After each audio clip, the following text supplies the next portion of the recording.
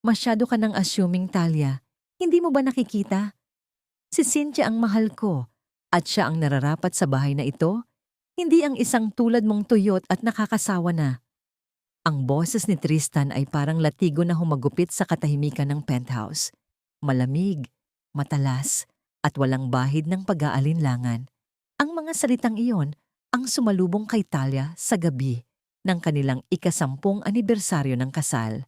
Dahan-dahang umatras ang paningin ng pluma upang ipakita ang buong eksena. Sa gitna ng malawak na sala, nakatayo si Talia habang suot ang kanyang lumang belo at gown na ginamit niya 10 taon na ang nakalilipas. Maingat niya itong itinabi, inalagaan, sa pag-asang sa gabing ito, muli nilang babalikan ang tamis ng kanilang sumpaan. Ang mesa ay puno ng mga paboritong putahe ni Tristan na maghapon niyang niluto. May mga kandilang unti-unti nang nauubos ang mitsa, gaya ng kanyang pag-asa. Sa kanyang kanang kamay, mahigpit niyang hinahawakan ang isang maliit na pirasong papel.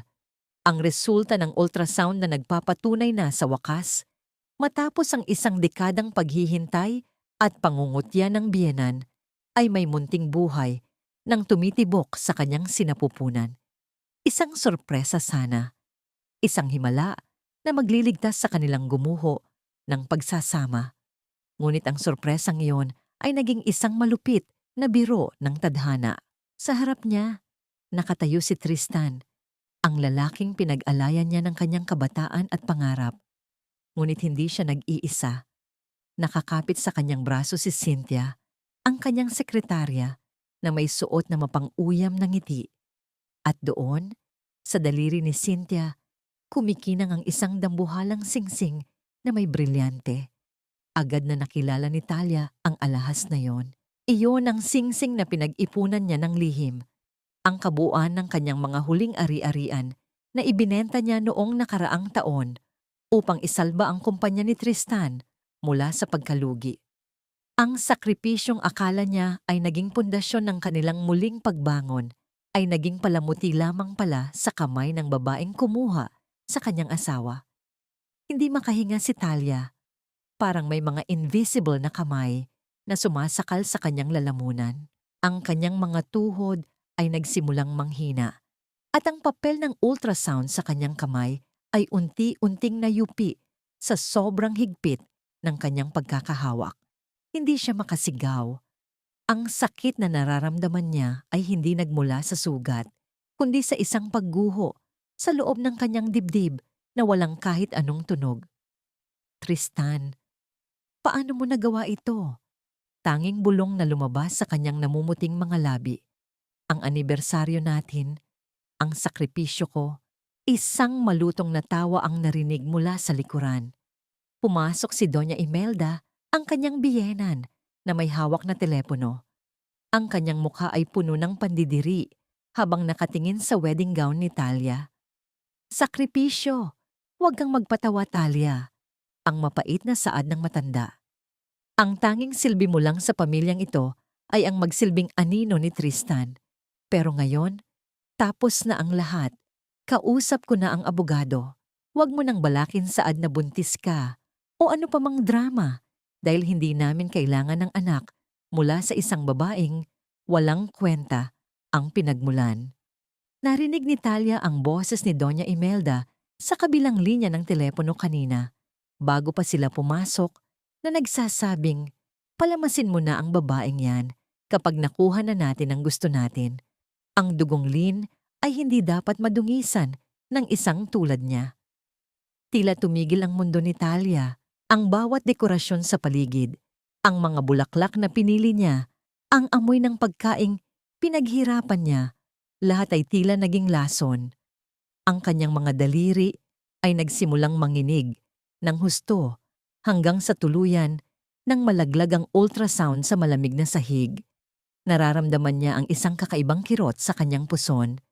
Isang mainit na likido ang tila gumuguhit sa kanyang binti. Ngunit ang kanyang isip ay masyadong manhid para maunawaan ang nangyayari. Ang nakikita lang niya ay ang nakakasulasok na kaligayahan sa mga mata ni na Tristan at Cynthia habang tinitingnan siyang nagkakabuhol-buhol sa sarili niyang pighati. Sa loob-loob ni Talia, isang tanong ang paulit-ulit na umaalingaw-ngaw. Ganito ba talaga ang halaga ng katapatan? Ang maging basahan sa paanan ng mga taong binuo mo habang unti-unti mong winawasak ang sarili mo? Lumingon si Tristan kay Cynthia bago muling tumingin kay Talia na may halong pagkasuklam. Umalis ka na bago ko patawagin ng security. Wala ka ng lugar dito. Hinawakan ni Talia ang mesa upang hindi tuluyang matumba. Ngunit sa kanyang pagpihit, ang kanyang paa ay sumabit sa mahabang laylayan ng kanyang lumang gown. Sa isang iglap, nawalan siya ng balanse. Ang kanyang huling nakita ay ang malamig na tiles ng sahig na papalapit sa kanyang mukha. At ang huling narinig ay ang walang pusong utos ni Doña Imelda na huwag siyang hawakan. Bumagsak si Talia hindi lang sa semento, kundi sa isang katotohanang mas madilim pa sa kamatayan.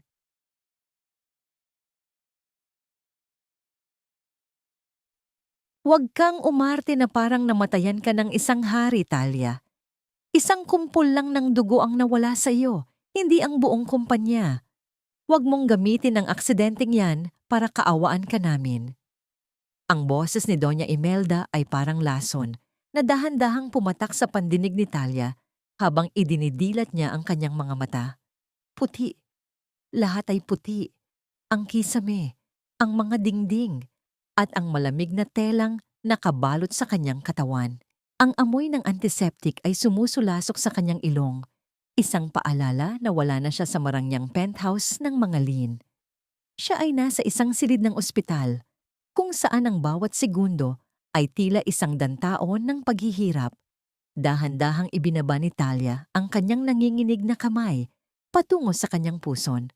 Doon, sa bahaging dati ay puno ng pag-asa at munting pangarap, ay wala siyang naramdaman, kundi isang malalim at nakatatakot na kawalan.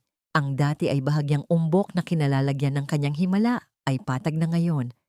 Kasing lamig ng tiles na kanyang binagsakan kagabi. Nasaan? Nasaan ang anak ko? Ang paos na tanong ni Talia.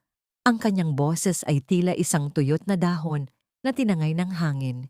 Walang Tristan na humahawak sa kanyang kamay. Walang asawang nag-aalala. Ang tanging naroon ay ang kanyang biyenan na nakatayo malapit sa bintana. Maayos ang suot na mamahaling terno. Tila ba hindi galing sa isang trahedya, kundi sa isang marangyang pagtitipon. Humarap sa kanya ang matanda. Ang mga mata ay walang bakas ng habag. Wala na siya, Talia. Hindi kinaya ng katawan mo ang pagbagsak. Sabi ng doktor, masyadong mahina ang kapit ng bata dahil sa stress mo. Kaya wag mo kaming sisihin. Sisihin mo ang sarili mo dahil hindi mo iningatan ang tanging bagay na magpapanatili sa iyo sa pamilyang ito. Ang mga salitang iyon ay tila mga karayom na isa-isang itinutusok sa puso ni Talia. Ang bawat tibok ng kanyang dibdib ay nagdadala ng matinding kirot, hindi dahil sa sugat sa katawan, kundi sa katotohanan ang kanyang sanggol, ang munting buhay na naging tanging sandigan niya sa gitna ng kalungkutan, ay kinuha na sa kanya bago pa man niya ito nasilayan. Naalala niya ang duguang papel ng ultrasound sa sahig. Naalala niya ang halakhak ni na Tristan at Cynthia habang siya ay namimilipit sa sakit. Ang bawat alaala ay tila isang alon ng apoy na tumutupok sa kanyang natitirang lakas. Gusto niyang sumigaw, gusto niyang iiyak ang lahat ng pait, ngunit tila tuyot na ang kanyang mga mata. Ang kanyang pighati ay masyadong malalim para sa mga luha. Ito ay isang tahimik na pagguho ng kanyang buong mundo. Bakit hinayaan ninyo ito?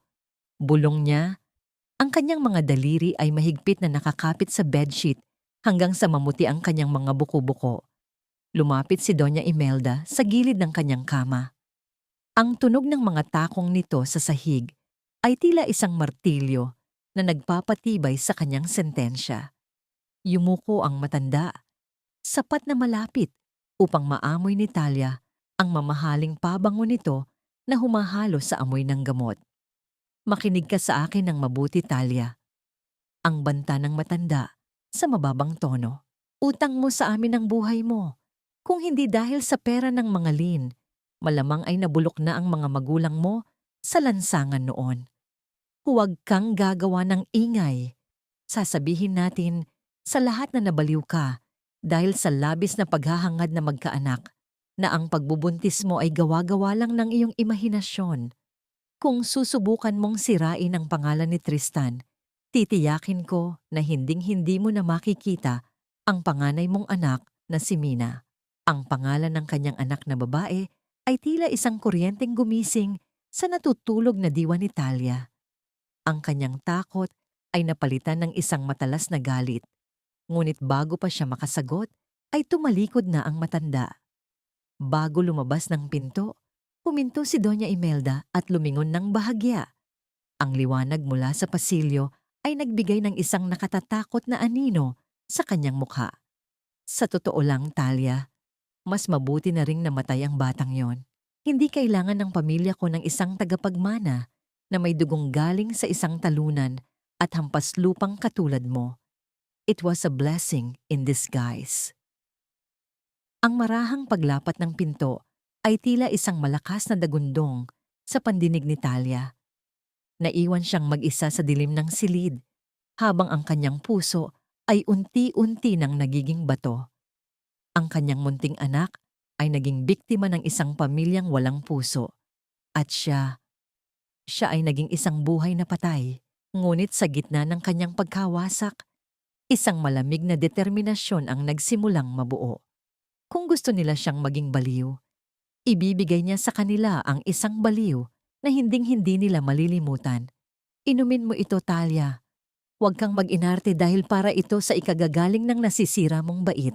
Ayaw naman nating mapahiya sa mga bisita ni Tristan na may baliw na asawang gumagala sa loob ng mansion. Diba?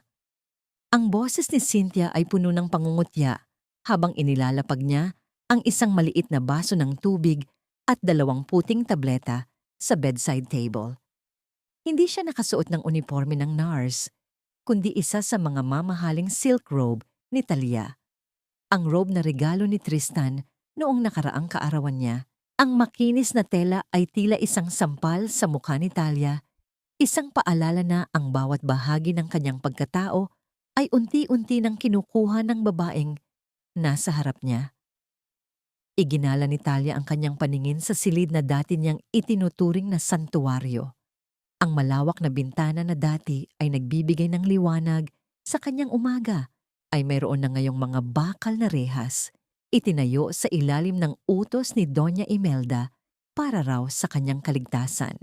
Ang pinto ay naririnig niyang laging nilalagyan ng trangka mula sa labas.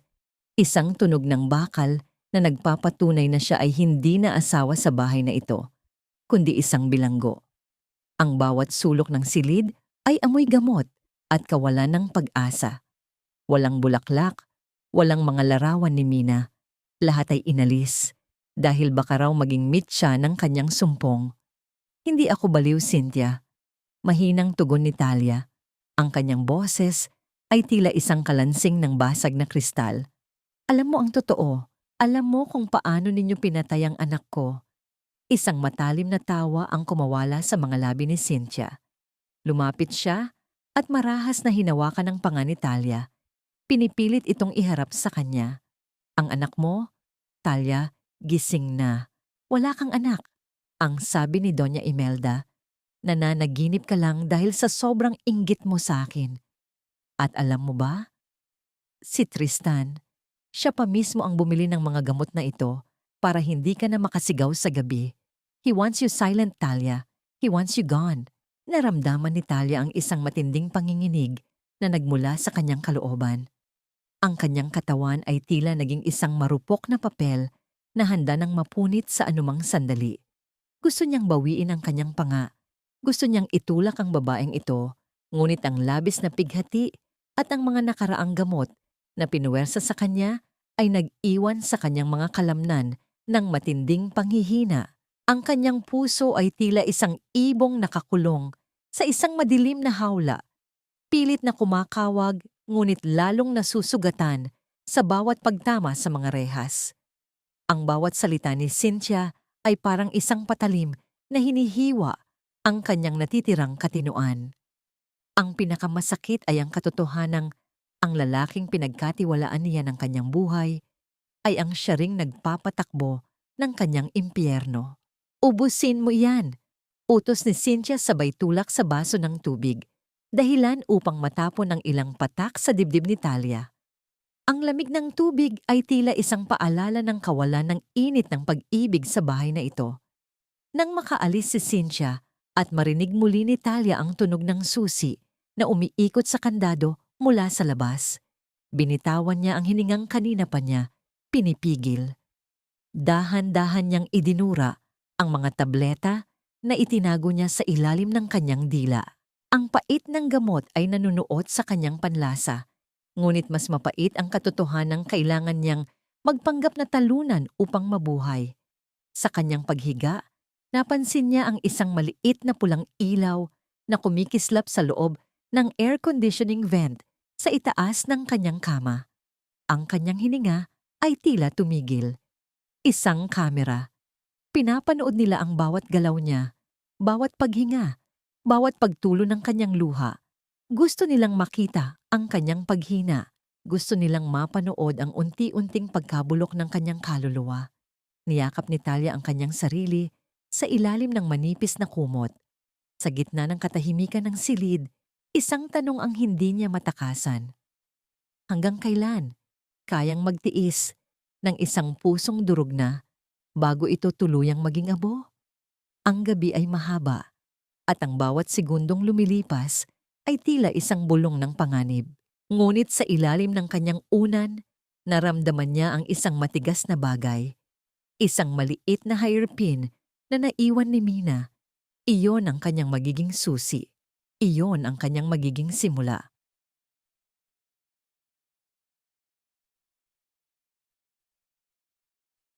Para kang asong naghihintay sa wala, Talia. Kahit anong titig mo sa pintong iyan, hindi na babalik ang lalaking masaya na sa piling ng iba. Ang tinig ng isa sa mga bagong katulong na kinuha ni Doña Imelda ay umalingaw-ngaw sa silid. May halong tuya at kawalan ng galang. Inilapag nito ang isang tray ng pagkaing mukhang tira-tira lamang, malamig na kanin at sabaw na wala ng lasa. Hindi man lamang ito tumingin sa mga mata ni Talia bago muling lumabas at ilak ang pinto. Sa loob ng madilim na silid, nananatiling nakaupo si Talia sa sahig. Ang kanyang likod ay nakasandal sa malamig na pader. Ang kanyang mga kamay ay mahigpit na nakakapit sa maliit na hairpin ni Mina. Ang tanging bagay na nagpapatunay na ang kanyang buhay ay hindi isang masamang panaginip. Ang gutom ay parang isang hayop na kumakagat sa kanyang sikmura. Ngunit ang sakit sa kanyang puso ay mas matindi pa kaysa sa anumang pisikal na pangangailangan. Ipinikit niya ang kanyang mga mata at pilit na kinalimutan ang amoy ng panis na pagkain. Sa bawat paghinga, tila nararamdaman niya ang bigat ng buong mansyon na dumadagan sa kanyang dibdib. Siya ay mag-isa. Ang mga taong dati ay yumuyukod sa kanya ay ngayon ay pinagtatawanan na lamang ang kanyang kalagayan. Nabalik lamang ang kanyang diwa nang makarinig siya ng marahang pag-ikot ng susi sa pintuan. Hindi ito ang marahas na kalansing ng mga bagong bantay. Ito ay banayad, halos hindi naririnig. Tila ba may isang aninong pilit na kumakawala sa katahimikan. Bumukas ang pinto ng bahagya at pumasok si Yaya Luningning. Siya ang pinakamatandang naninilbihan sa pamilya Lin, ang tanging nakasaksi sa pag-iisang dibdib ni Natalia at Tristan. 10 taon na ang nakalilipas. Ang kanyang mukha ay puno ng mga kulubot ng panahon at ang kanyang mga mata ay nagniningning sa luha habang nakatingin sa kaawa-awang kalagayan ng kanyang dating senyora. "Shh! Huwag kang maingay, Talia," bulong ng matanda habang mabilis na lumalapit. Mula sa ilalim ng kanyang apron, inilabas niya ang isang mainit na pandesal at isang maliit na lalagyan ng gatas. "Kainin mo ito nang mabilis. Huwag mong hayaang makita nila na may lakas ka pa." Agad na kinuha ni Talia ang pagkain. Ang kanyang mga kamay ay nanginginig sa sobrang pangangailangan. Ang bawat kagat ay tila nagbibigay ng bagong buhay sa kanyang nanghihinang katawan.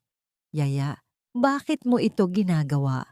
Mapapahamak ka kapag nalaman ni Doña Imelda.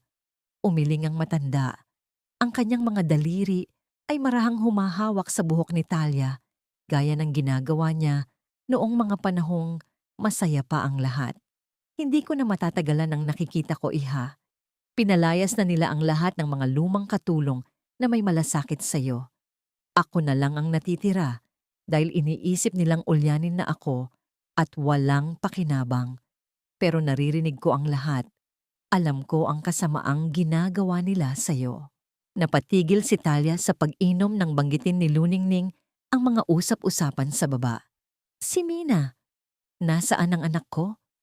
Nasa pangangalaga siya ng mga bagong yaya sa kabilang wing. Pinagsasabihan nila ang bata na ikaw ay may sakit at hindi dapat lapitan. Ang malungkot na balita ni Luningning. Pero huwag kang mawala ng pag-asa. May isang taong hindi tumitigil sa paghahanap sa iyo. Dahan-dahang kinuha ng matanda ang isang maliit na yupi at tila itinagong piraso ng papel mula sa kanyang bulsa. Ang papel ay may bahid ng dumi, ngunit para kay Talia, ito ay tila isang brilyante sa gitna ng putikan. Inilagay ito ni Luningning sa palad ni Talia at mahigpit na itinuon ang kanyang paningin sa kamera na nasa kisame. Huwag mong babasahin dito.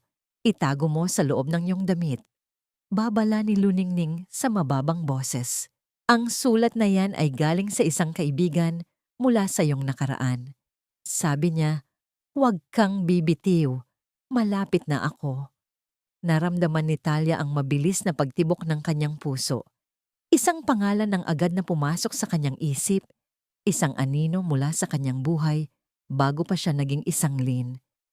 Isang taong binaliwala niya dahil sa kanyang pagmamahal kay Tristan, ngunit tila siya lang ang tanging natitirang sandigan sa gitna ng unos. Nang marinig ang papalapit na mga hakbang sa pasilyo, mabilis na tumayo si Yaya Luningning at kinuha ang tray ng tira-tirang pagkain upang magmukhang tapos na si Talia sa pagkain. Bago siya tuluyang lumabas, isang huling tingin ang ibinigay niya, isang tingin na puno ng pangako at katapatan. Naiwang muli si Talia sa katahimikan, ngunit sa pagkakataong ito, ang dilim ay hindi na kasing lamig ng dati. Maingat niyang sinalat ang papel sa loob ng kanyang damit.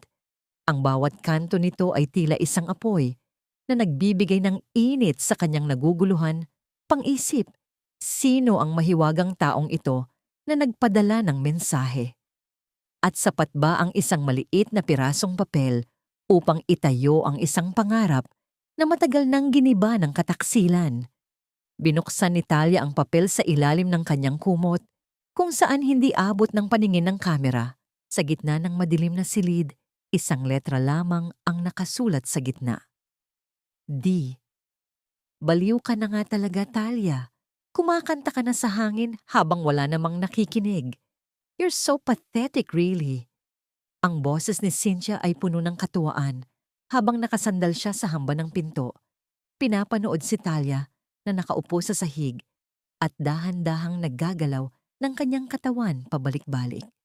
Ang mga mata ni Talia ay nakatuon sa kawalan.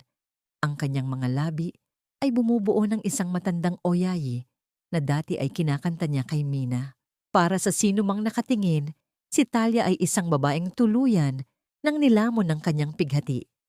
Ngunit sa loob ng kanyang isipan, ang bawat himaymay ng kanyang utak ay gising na gising. Ang bawat pangungutya ni Cynthia ay tila isang panggatong sa apoy na dahan-dahang naglalayab sa kanyang puso. Pinapanood niya ang bawat galaw ni Cynthia, ang paraan ng paghawak nito sa kanyang buhok, ang kawalan ng pag-iingat nito dahil sa pag-aakalang wala ng laban ng biktima. Nang magsawa si Cynthia sa panonood, iniwan niya ang pinto na bahagyang nakabukas habang nakikipag-usap sa isang bantay sa labas. Ihanda niyo na ang mga papeles. Narinig ni Talia ang bulong ni Cynthia. Sabi ni Doña Imelda, ililipat na siya sa susunod na linggo. Sa isang pasilidad na hinding-hindi na siya makakalabas. Forever na siyang magiging anino doon. Ang mga salitang yon ay tila isang malamig na tubig na ibinuhos sa katawan ni Talia. 1 linggo. Yun na lamang ang natitira niyang oras bago siya tuluyang ibaon ng buhay sa isang mental asylum. Ang kanyang hininga ay bumigat at ang kanyang mga daliri ay bumaon sa kanyang palad hanggang sa makaramdam siya ng hapdi. Hindi siya pwedeng mabulok doon.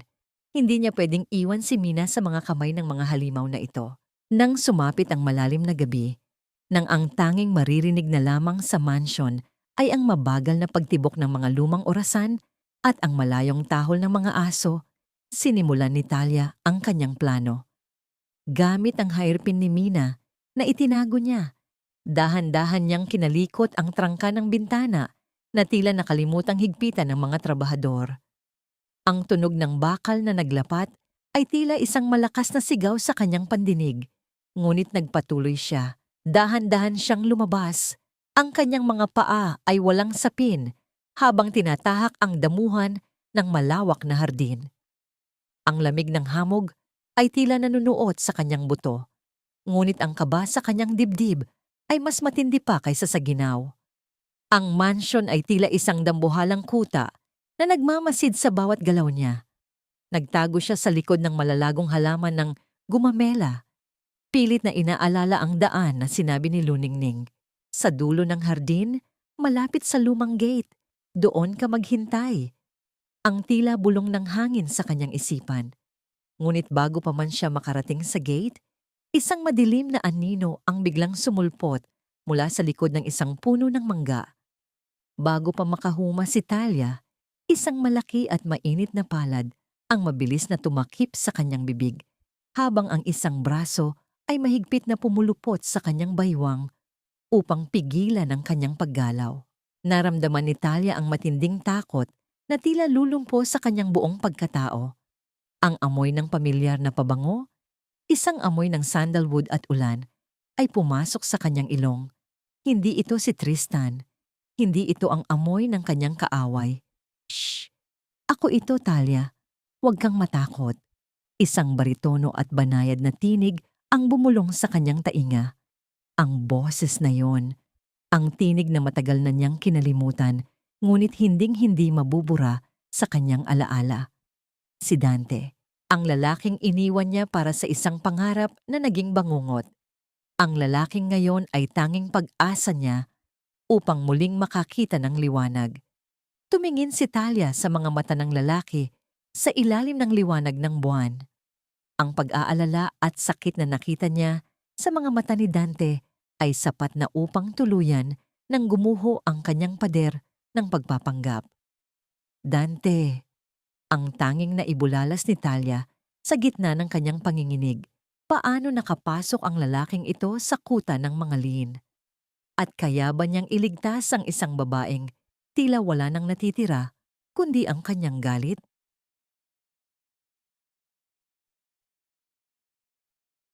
Tingnan mo ako, Talia. Tingnan mo ang mga mata ko. Hindi ka baliw. At hinding-hindi kita papabayaang mabulok sa impyernong ito. Ang mga salita ni Dante ay tila isang mainit na kumot na bumalot sa nanginginig na katawan ni Talia. Sa ilalim ng malamig na liwanag ng buwan, nakita ni Talia ang mukha ng lalaking dati ay naging katuwan niya sa bawat pangarap sa loob ng korte. Ang mga mata ni Dante ay puno ng matinding galit para sa mga liin, ngunit puno naman ng pagsamba at sakit para sa babaeng nasa harap niya. Dahan-dahang pinunasan ni Dante ang dumi sa pisngi ni Talia gamit ang kanyang hinlalaki. Ang haplos na iyon ay tila isang kuryenteng nagpagising sa natutulog na dangal ni Talia. Sa loob ng maraming buwan, ito ang unang pagkakataon na may humawak sa kanya na may kasamang paggalang, hindi pandidiri o pananakit. Dante, bakit ngayon ka lang? Ang pait na tanong ni Talia. Wala na ang anak ko. Pinatay nila ang anak ko. Naramdaman ni Talia ang paghigpit ng hawak ni Dante sa kanyang mga balikat. Alam ko, kaya ako narito. Hindi kita mailalabas ng basta-basta ngayon dahil gagamitin nila ang batas laban sa'yo. Kailangan nating lumaban gamit ang sarili mong sandata, Talia. Isa kang abogado. Naalala mo pa ba yon? ang pinakamagaling na abogadong nakilala ko. Inilagay ni Dante ang isang maliit na bagay sa palad ni Talia, isang itim na USB drive. Kailangan nating makuha ang mga dokumento ng kumpanya mula sa computer ni Tristan. May balita akong naglilinis siya ng pera para sa mga proyekto ni Doña Imelda. Kapag nakuha natin ang ebidensya, hindi lang kalayaan ang makukuha mo rin ang hustisya para sa anak mo. Ang bawat salita ni Dante ay tila isang malakas na dagundong sa isipan ni Talia.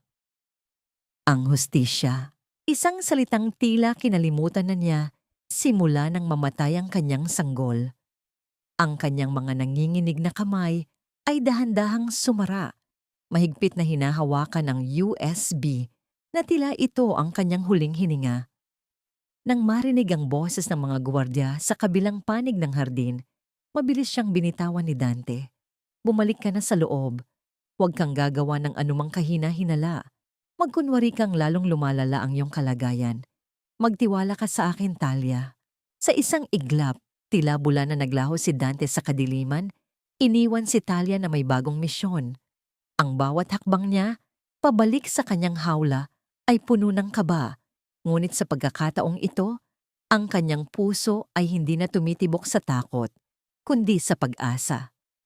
Nang makabalik siya sa kanyang silid, narinig ni Talia ang mabibigat na hakbang sa pasilyo. Ang tunog ng sapatos ni Tristan. Amoy alak ang hangin bago pa man bumukas ang pinto. Pumasok ang kanyang asawa. Ang mukha ay puno ng pagod at pagkairita. Bakit gising ka pa? Ang bulyaw ni Tristan habang tinatanggal ang kanyang kurbata. Hindi siya tumingin kay Talia. Tila ba isa lamang itong gamit sa loob ng silid. At bakit marumi ang mga paa mo? Agad na ibinaon ni Talia ang USB sa ilalim ng kanyang unan at mabilis na itinago ang kanyang mga paa sa ilalim ng kumot. Nagkunwari siyang nanginginig at umiiwas sa tingin ni Tristan. Ang mga anino, Tristan, hinahabol nila ako. Ang pabulong niyang sabi. Pilit na ginagaya ang boses ng isang taong nawawala sa sarili. Isang malakas na buntong hininga ang pinakawalan ni Tristan. Nababaliw ka na nga talaga. Bukas, kukunin ko ang laptop ko rito. Huwag na huwag mong pakikialaman ang mga gamit ko kung ayaw mong masaktan. Humiga si Tristan sa kabilang bahagi ng malawak na kama. Tinalikuran ng kanyang asawa na tila isang dumi sa kanyang buhay. Sa katahimikan ng gabi, dahan-dahang inilabas ni Talia ang kanyang kamay mula sa ilalim ng unan. Ang kanyang mga daliri ay humawak sa dulo ng laptop na nasa bedside table ni Tristan. Ang bawat segundo ay tila isang habambuhay. Dahan-dahan niyang binuksan ang screen. Ang liwanag nito ay tila isang sulo sa gitna ng kadiliman. Ang kanyang mga mata ay mabilis na naghanap sa mga folder, habang ang kanyang pandinig ay nakatutok sa mabigat na paghinga ni Tristan. Sa tabi niya, nahanap niya ang folder na may pamagat na Project Phoenix. Ang folder kung saan nakatago ang lahat ng sikreto ng mga lin. Isinaksak niya ang USB at ang maliit na ilaw nito ay nagsimulang kumislap, isang mabilis na tibok na tila sumasabay sa kaba sa kanyang dibdib. 10%, 20%. Biglang gumalaw si Tristan. Ang kanyang paghinga ay naputol at dahan-dahan siyang lumingon sa direksyon ni Talia. Ang liwanag ng screen ay tumama sa mukha ni Tristan na nagmulat ng kanyang mga mata ng bahagya. Talia, anong ginagawa mo? Ang paos at naghihinalang tanong ni Tristan habang dahan-dahang bumabangon. Ang puso ni Talia ay tila tumigil sa pagtibok. Hawak pa rin niya ang USB at ang computer ay naglalabas pa rin ng tunog ng paglilipat ng mga files sa gitna ng nakatutulig na katahimikan ng silid. Anong ginagawa mo sa gamit ko, Talia? Sinusubukan mo ba akong nakawan o sadyang wala ka na talagang katinuan? Ang boses ni Tristan ay puno ng paghihinala habang dahan-dahan siyang bumabangon mula sa pagkakahiga. Ang liwanag ng laptop ay tumatama sa mukha ni Talia, na sa sandaling iyon ay tila isang puting estatwa sa dilim. Nararamdaman ni Talia ang lamig ng USB drive sa kanyang palad. Isang maliit na bagay na maaari niyang ikamatay o ikakalaya. Bago pa man maabot ni Tristan ang computer, mabilis na isinara ni Talia ang screen at niyakap ang laptop sa kanyang dibdib. Nagsimula siyang humagulgol ng walang tunog. Ang kanyang katawan ay nanginginig sa paraang tila isang bata na takot sa dilim. Tristan, ang mga larawan? Nasaan ang mga larawan natin? Ang pautal-utal na sabi ni Talia. Ang kanyang mga mata ay pilit na nananatiling dilat at puno ng luha. Sabi ni Doña Imelda, binura mo na raw ang alaala ko. Sabi niya, wala na akong asawa. Naghahanap lang ako ng patunay na mahal mo ako. Kahit sa litrato man lang. Napatigil si Tristan. Ang galit sa kanyang mga mata ay unti-unting napalitan ng isang halong pagkabalisa at guilt. Ang makita ang kanyang asawa na suot ang gusot-gusot na pantulog, nanginginig at umiiyak habang yakap ang kanyang laptop dahil lamang sa pag-asang makakita ng lumang larawan, ay tumama sa natitirang bahagi ng kanyang konsensya. Dahan-dahang kinuha ni Tristan ang laptop mula sa mga kamay ni Talia. Hindi niya napansin na kasabay nito ay maingat na naitago ni Talia ang USB sa loob ng kanyang mahabang manggas. Hinawakan ni Tristan ang balikat ng kanyang asawa at sa pagkakataong ito, ang kanyang hawak ay hindi marahas. Matulog ka na, Talia. Hindi ko binura ang lahat. Ang mahinang sabi ni Tristan. Ang kanyang boses ay tila bumalik sa dati. Noong mga panahong hindi pa siya tuluyang nilalamon ng ambisyon at ng kanyang ina. Hinayaan ni Talia na akayin siya ni Tristan pabalik sa higaan. Sa ilalim ng kumot, ang kanyang mga daliri ay mahigpit na nakakapit sa USB drive. Ang bawat haplos ni Tristan sa kanyang buhok ay tila isang uod na gumagapang sa kanyang balat. Ngunit kailangan niyang magtiis. Ito ang sayaw na kailangan niyang tapusin, ang sining ng pagmamanipula gamit ang kanyang kahinaan. Kinabukasan, ang mansyon ay nabalot ng isang kakaibang tensyon. Sa tulong ni Yaya Luningning, nagawa ni Talia na makakuha ng isa sa kanyang mga lumang pulang bestida. Isang damit na sumisimbolo sa kanyang kapangyarihan noong siya pa ay isang aktibong abogado. Inayusan niya ang kanyang sarili, hindi bilang isang pasyente, kundi bilang isang reyna na handang bumawi sa kanyang trono. Nang bumaba siya sa dining hall para sa almusal, tila tumigil ang paghinga ng lahat. Si Cynthia ay nakaupo sa tabi ni Tristan, suot ang isang mamahaling kwintas. Ngunit nang makita si Talia, na lalong naging maganda sa kabila ng kanyang sakit, ang kanyang mukha ay agad na nabalutan ng selos. Anong ginagawa ng baliw na ito rito? At bakit ganyan ang suot mo? Ang bulyaw ni Cynthia habang padabog na ibinababa ang kanyang tinidor. Hindi siya pinansin ni Talia. Sa halip, lumapit siya kay Tristan at dahan-dahang inayos ang kurbata nito sa harap ng lahat. Ang kanyang mga daliri ay marahang dumampi sa leeg ni Tristan, isang kilos na puno ng paglalambing, ngunit may kalakip na nakamamatay na balak. Salamat sa kagabi, Tristan. Ang bulong ni Talia, sapat na malakas upang marinig ni Cynthia. Sabi ko na nga ba, hindi mo kayang itapon ang lahat ng alaala natin. Nakita ni Talia ang pagdilim ng mukha ni Cynthia. Ang selos ay parang isang apoy na mabilis na kumalat sa buong katawan nito. Tristan, ano ang ibig sabihin nito? Akala ko ba ay ililipat na siya sa asylum? Cynthia, tumigil ka. Ang maikling tugon ni Tristan, habang ang kanyang mga mata ay hindi maalis kay Talia. Ang pagbabagong ito ni Talia ay tila isang gayuma na muling nagpabalik sa kanya sa nakaraan. Doon ay pumasok si Doña Imelda.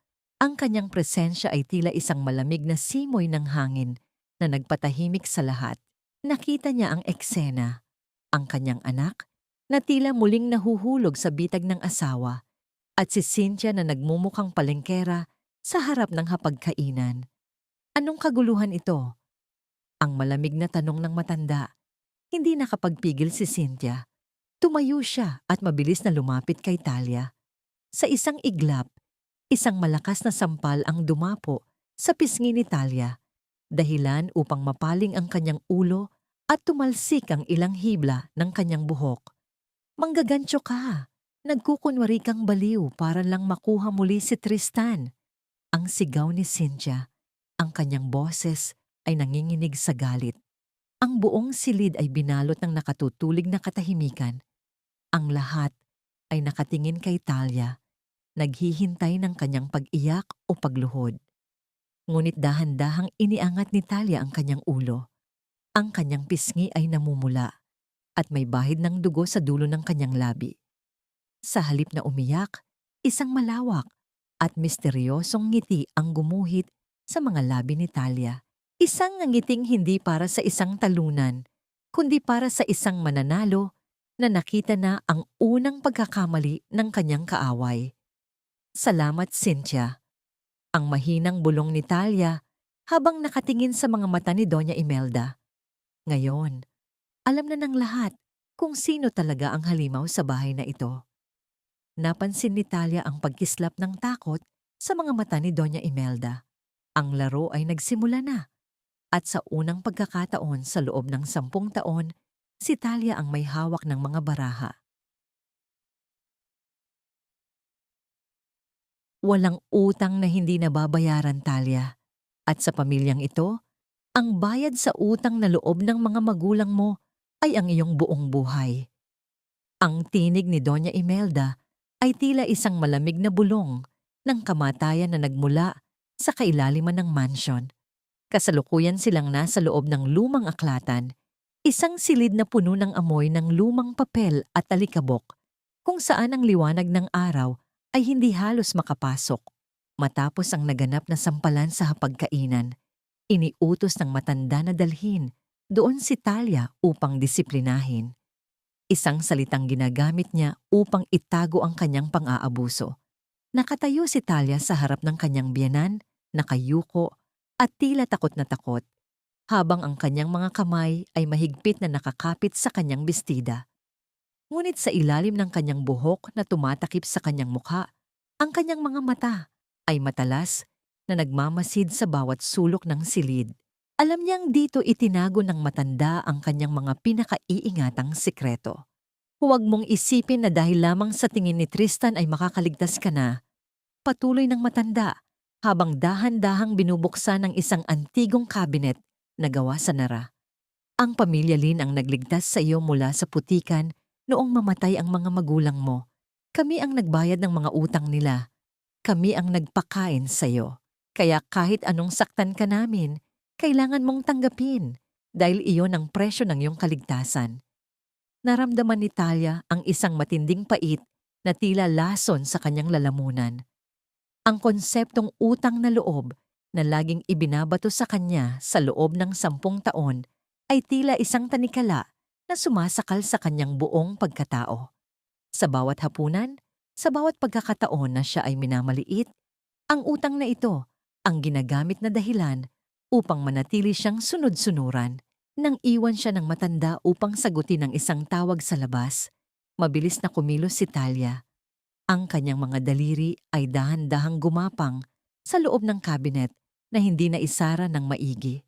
Doon, sa ilalim ng mga makakapal na folder, nakakita siya ng isang lumang ledger na may kulay itim na pabalat. Ang bawat pahina ay naglalaman ng mga listahan ng mga pangalan at halaga, mga transaksyong hindi dumaan sa bangko. Tila bumalik ang kanyang gunita, 11 taon na ang nakalilipas noong gabing mamatay ang kanyang mga magulang sa isang sunog na sinasabing aksidente lamang. Naalala niya ang mukha ni Doña Imelda na unang dumating upang tumulong at kunin ang lahat ng titulo ng kanilang mga lupain upang isiguro raw ang kanyang kinabukasan. Ang kanyang paningin ay nanlabo nang makita ang isang dokumento sa pinakailalim. Iyon ay ang kasunduan sa pagitan ng kanyang ama at ng kumpanya ng mga Lin. Ayon sa petsa, ang lahat ng utang na sinasabi ni Doña Imelda ay nabayaran na bago pa man mamatay ang kanyang mga magulang.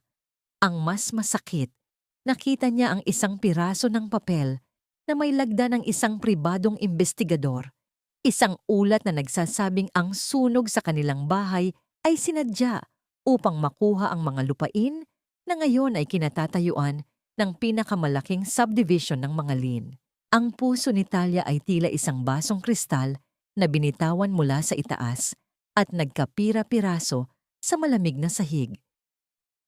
Ang 10 taon ng kanyang pagtitiis, ang bawat sampal na tinanggap niya, ang bawat gabing umiyak siya dahil sa hiya sa utang na loob, ay nakabase pala sa isang dambuhalang kasinungalingan. Pinagsilbihan niya ang mga taong pumatay sa kanyang mga magulang. Minahal niya ang lalaking naging bahagi ng pagnanakaw sa kanyang kinabukasan. Naramdaman niya ang matinding panghihina ng kanyang mga tuhod. Ngunit bago pa siya tuluyang matumba, narinig niya ang marahang pagbukas ng pinto. Mabilis niyang itinago ang ledger sa loob ng kanyang damit at muling tumayo ng tuwid. Suot ang kanyang maskara ng pagiging baliw. Pumasok si Doña Imelda. May daladalang isang basong gatas na may kakaibang amoy. Inumin mo ito, Talia, para ito sa iyong kapayapaan. Ang utos nito na may kasamang mapagkunwaring ngiti. Tiningnan ni Talia ang gatas. Pagkatapos ay tiningnan niya ang mga mata ng matanda. Ngayon, hindi na takot ang nakikita niya, kundi ang isang madilim na kailaliman ng kasamaan. Sa loob-loob niya, isang tanong ang hindi na siya pinatutulog. Sapat ba ang isang buhay upang pagbayaran ng dugong dumanak sa pundasyon ng mansyon na ito? Salamat, Doña Imelda. Bulong ni Talia habang tinatanggap ang baso. Ang kanyang boses ay tila isang malamig na hangin mula sa hukay. Sisiguraduhin kong sa huli, lahat tayo ay makakakuha ng kapayapaang nararapat sa atin. Ang matanda ay bahagyang natigilan sa kakaibang tono ni Talia. Ngunit bago pa ito makapagtanong, ay dahan-dahan nang lumabas si Talia sa silid. Ang kanyang bawat hakbang ay tila isang martilyo na nagpapatatag sa kanyang balak. Hindi na siya ang Talia na marunong magpatawad. Siya na ngayon ang anino ng nakaraan na babalik upang kunin ang lahat ng ninakaw sa kanya. Pirmahan mo na ito, Talia. Huwag mo nang pahirapan ang sarili mo at ang batang ito. Isipin mo na lang na pinalalaya mo na ang anak mo mula sa kahiyang dulot ng isang baliw na ina. Ang mga salita ni Doña Imelda ay tila mga linta na dahan-dahang sumisipsip sa natitirang katinuan ni Talia. Kasalukuyan silang nasa silid ni Mina, ang silid na dati ay puno ng halakhak at amoy ng baby powder. Ngunit ngayon ay tila isang malamig na punerarya. Nakatayo ang matanda sa harap ni Talia. May hawak na makapal na dokumento. Ang formal na pagsuko ng karapatan sa pag-aalaga kay Mina. Dahan-dahang inilibot ni Talia ang kanyang paningin sa paligid. Nakita niya ang maliit na kama ng kanyang anak, ang mga paboritong manika nito na nakasalansan ng maayos, ngunit tila malulungkot. Sa gitna ng dilim, habang ang tanging liwanag ay nagmumula sa isang maliit na lampshade, nararamdaman ni Talia ang irony ng sitwasyon. Ang kaisa-isang bagay na nagbibigay sa kanya ng dahilan para mabuhay ay ang siya ring ginagamit ng mga lin upang tuluyan siyang ilibing ng buhay. Hindi siya sumigaw, hindi siya nagmakaawa. Sa halip, nararamdaman ni Talia ang isang matinding panginginig sa kanyang mga daliri na dahan-dahang gumagapang patungo sa kanyang dibdib. Ang kanyang puso ay tila naging isang piraso ng yelo, matigas, malamig, at handang manugat kapag hinawakan ng mali. Ang bawat tibok nito ay tila isang bulong ng pangalan ni Mina. Isang pangakong hinding-hindi niya tatalikuran. Gusto niyo ba talagang pirmahan ko ito? Ang paos na tanong ni Talia. Ang kanyang mga mata ay nanatiling nakatitig sa kawalan, ginagaya ang isang taong wala na sa sariling pag-iisip. Ito lang ang tanging paraan para hindi ka tuluyang mabulok sa kulungan, Talia. Singit ni Cynthia na nakatayo malapit sa pinto. May hawak na kape at suot ang isang mapang-uyam na ngiti. Pirmahan mo na para maging legal na ang lahat, para maging masaya na ang pamilyang ito. Kinuha ni Talia ang panulat na inabot ni Doña Imelda. Ito ang panulat na lihim na ipinalit ni Yaya Luningning kanina. Isang espesyal na panulat na may tinta na unti-unting naglalaho matapos ang ilang oras. Sa ilalim ng mapanuring mata ng kanyang biyenan, dahan-dahang iginuhit ni Talia ang kanyang lagda sa ibabaw ng papel. Ang bawat kanto ng kanyang pangalan ay tila isang patak ng dugo na iniaalay niya sa altar ng paghihiganti. Pagkatapos niyang pumirma, nakita ni Talia ang pagkislap ng tagumpay sa mga mata ni Doña Imelda. Mabilis na kinuha ng matanda ang dokumento na tila ba natatakot na baka bawiin ito ni Talia. Mabuti naman at natauhan ka na. Bukas, sa gabi ng anibersaryo ng kumpanya, ipakikilala namin si Cynthia bilang bagong mukha ng pamilya. At ikaw? Ikaw ay mananatili rito hanggang sa dumating ang mga magdadala sa iyo sa iyong bagong tahanan. Nang makaalis ang dalawa, muling binalot ng katahimikan ng silid. Dahan-dahang lumapit si Talia sa kama ni Mina at kinuha ang maliit na una ng kanyang anak. Inamoy niya ito ng malalim. Pilit na isinisilid sa kanyang alaala ang bawat himaymay ng amoy ng kanyang anak. Ito ang huling gabi ng kanyang pagiging biktima. Mula sa anino ng kurtina, dahan-dahang lumabas si Yaya Luningning. Handa na ang lahat, Talia. Nakapagpadala na ako ng mensahe kay Dante. Ang mga dokumentong nakuha mo sa aklatan ay nasa ligtas na kamay na. Tumango si Talia. Ang kanyang anyo ay biglang nagbago. Ang mga balikat na dati ay nakayuko sa bigat ng dusa ay dahan-dahang tumuwid. Ang kanyang mga mata na dati ay puno ng takot ay nagniningning na ngayon sa talino at determinasyon ng isang abogadong handang magpataw ng hatol. Bukas, Yaya. Bulong ni Talia, ang kanyang boses ay tila isang talim na hinihiwa ang gabi. Bukas, malalaman nila na ang pinakamalaking pagkakamali na ginawa nila ay ang hayaan akong mabuhay pagkatapos nilang patayin ang lahat ng mahal ko. Sa gitna ng kadiliman ng mansyon, isang tanong ang nananatiling nakabitin sa hangin. Sapat ba ang isang gabi ng katotohanan upang gibain ang isang imperyong itinayo sa loob ng maraming dekada ng kasinungalingan? O ang huling sayaw ba ni Talia ay magiging isang martir na pag-aalay para sa katarungang matagal nang ipinagkait? Humiga si Talia sa sahig ng nursery, yakap ang unan ni Mina. Ang kanyang isipan ay tila isang chessboard kung saan ang bawat piraso ay nakapwesto na. Ang huling tira ay sa kanya at sisiguraduhin niyang wala silang matitirang kahit anong panangga. Huwag kang tumayo dyan na parang tuod, Talia. Isalin mo ang alak sa baso ng ating mga panauhin. Gawin mo ang iyong tungkulin kung ayaw mong mabulok sa kwarto mo nang walang pagkain. Ang boses ni Doña Imelda ay tila isang matalim na utos na bumasag sa mahinhin na tugtugin sa loob ng dining hall. Sa gabing ito, ang mansyon ng mga Lin ay puno ng mga piling panauhin, mga kasosyo sa negosyo at malalaking pangalan sa lipunan. Ngunit sa gitna ng karangyaan, si Talia ay hindi nakaupo sa tabi ng kanyang asawa.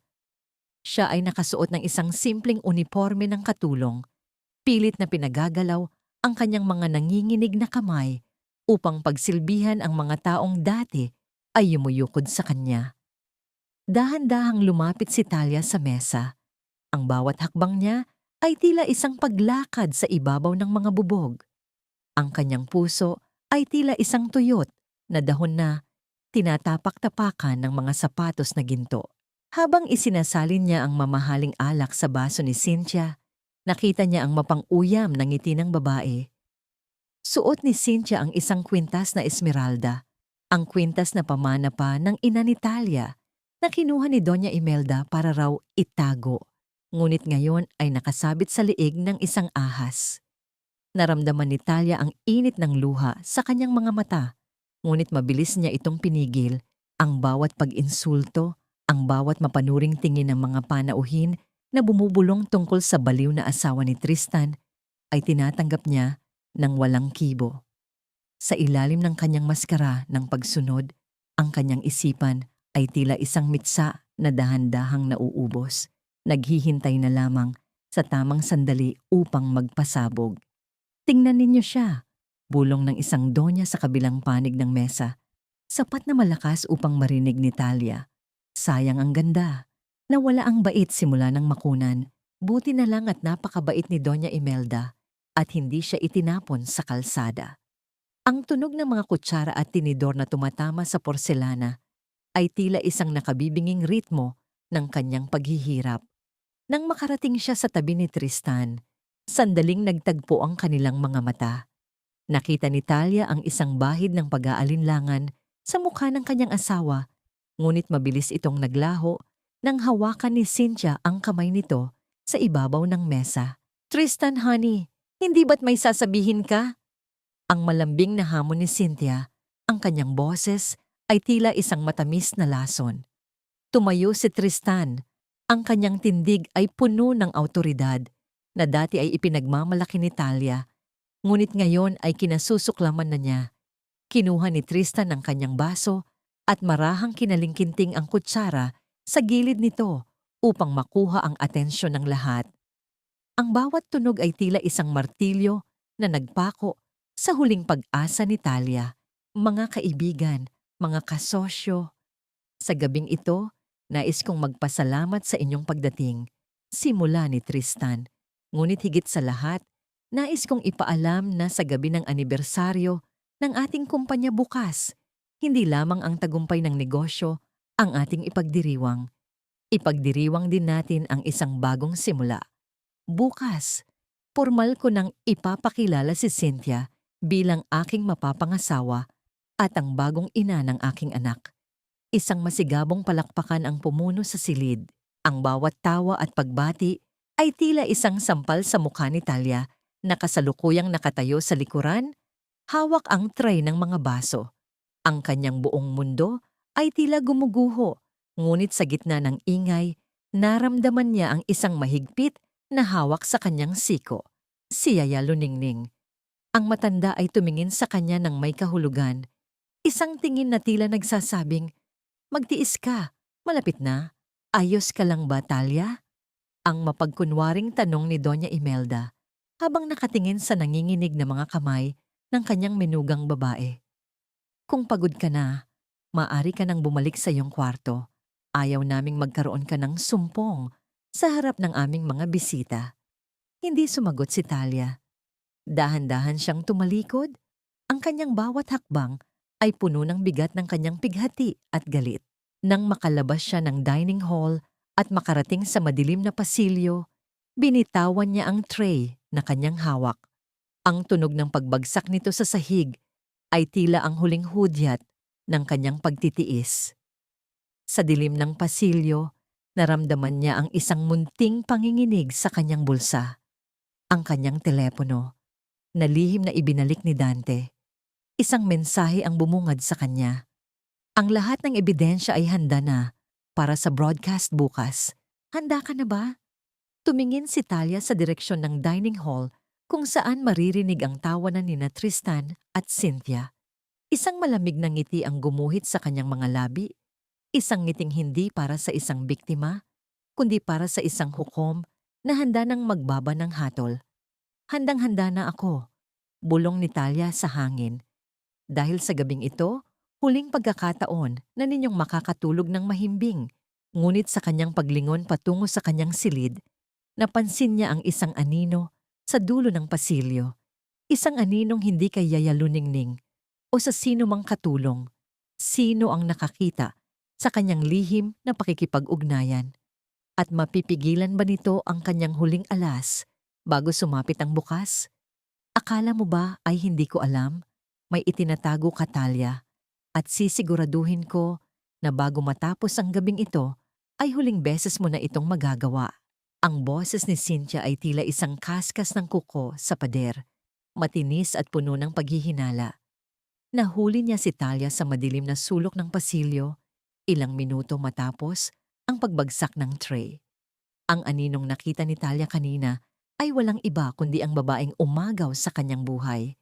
Mabilis na itinago ni Talia ang kanyang telepono sa loob ng kanyang damit, habang ang kanyang puso ay tila isang tambol na nagwawala sa loob ng kanyang dibdib.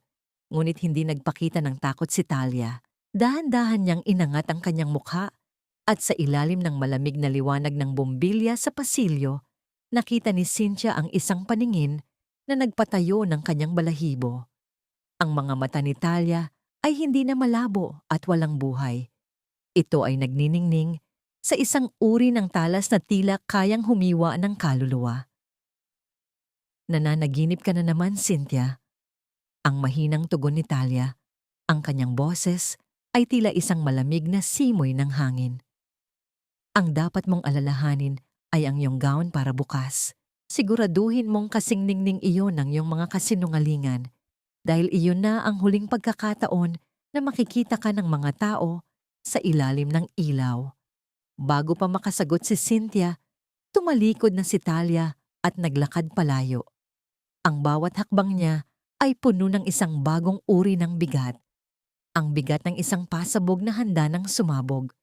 Dumating ang gabi ng anibersaryo. Ang grand ballroom ng pinakasikat na hotel sa lungsod ay nababalot ng ginto at pilak. Ang amoy ng mamahaling pabango at champagne ay humahalo sa ingay ng tawanan ng mga makapangyarihang tao. Nakatayo sa gitna ng entablado si Tristan, mukhang matagumpay sa kanyang tuksedo, habang sa tabi niya ay si Cynthia na tila isang reyna sa kanyang kumikinang na gown. Si Doña Imelda ay nakaupo sa gitnang mesa. Ang kanyang mukha ay puno ng pagmamalaki habang pinapanood ang imperyong kanyang itinayo sa ibabaw ng mga pangarap na kanyang winasak. Walang sino man ang nakapansin sa isang babaeng dahan-dahang pumasok sa gilid ng ballroom. Hindi siya nakasuot ng uniforme ng katulong. Suot ni Talia ang isang simpleng itim na gown.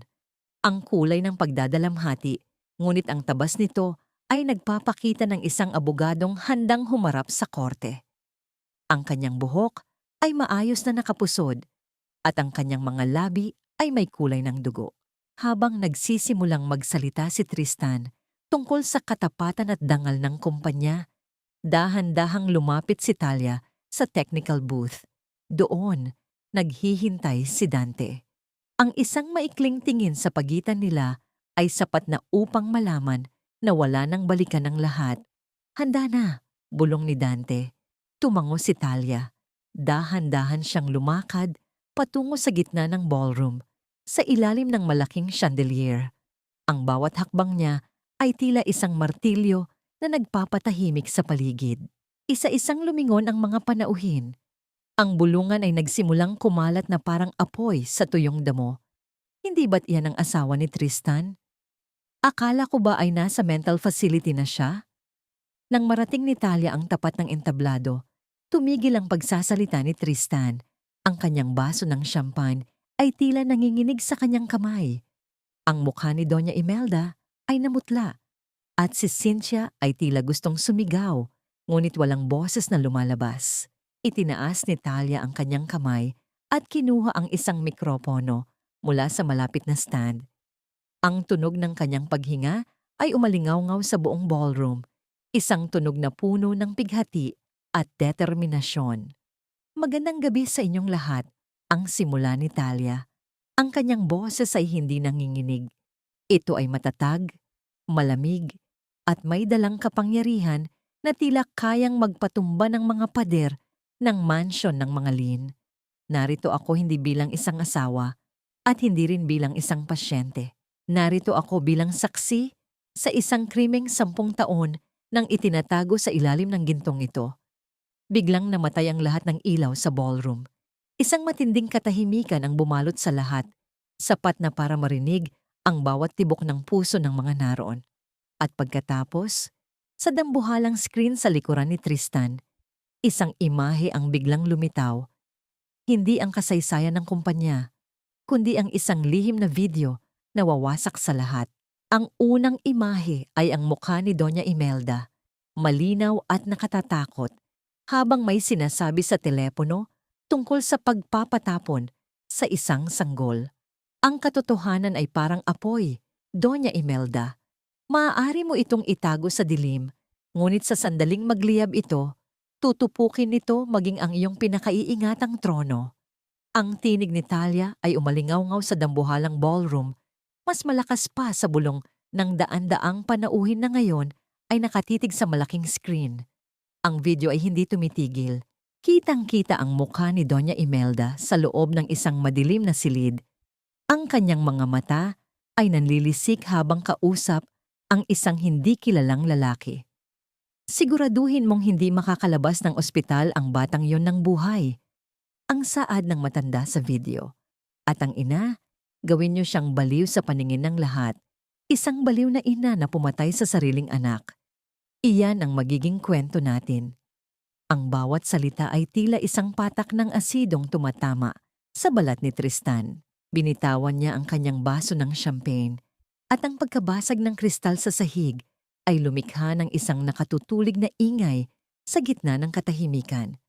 Ang likido ay kumalat sa kanyang sapatos, tila ba dumanak na dugo na nagpapaalala sa trahedyang naganap ilang buwan na ang nakalilipas.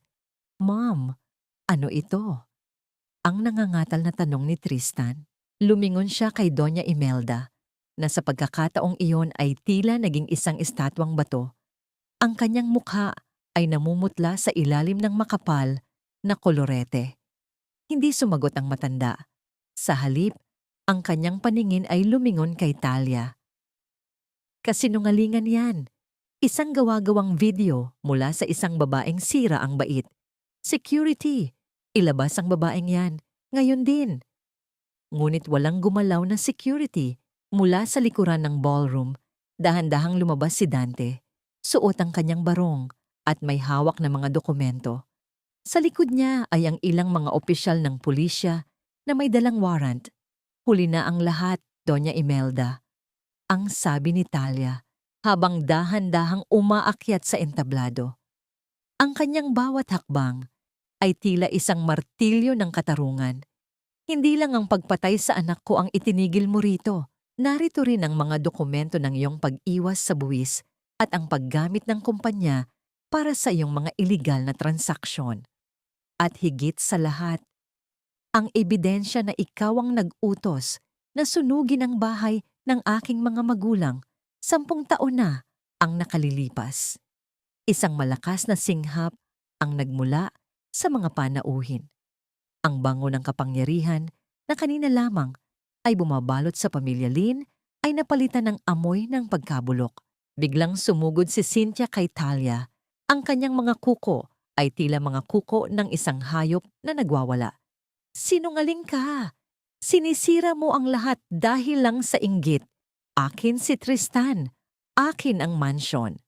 Ang sigaw nito, ang kanyang mukha ay hindi na mukhang reyna, kundi isang halimaw na nakawala sa hawla.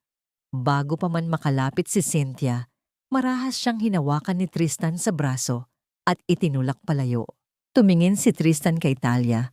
Ang kanyang mga mata ay puno ng pagsisisi at sakit na huli na para lunasan. Talia, I didn't know.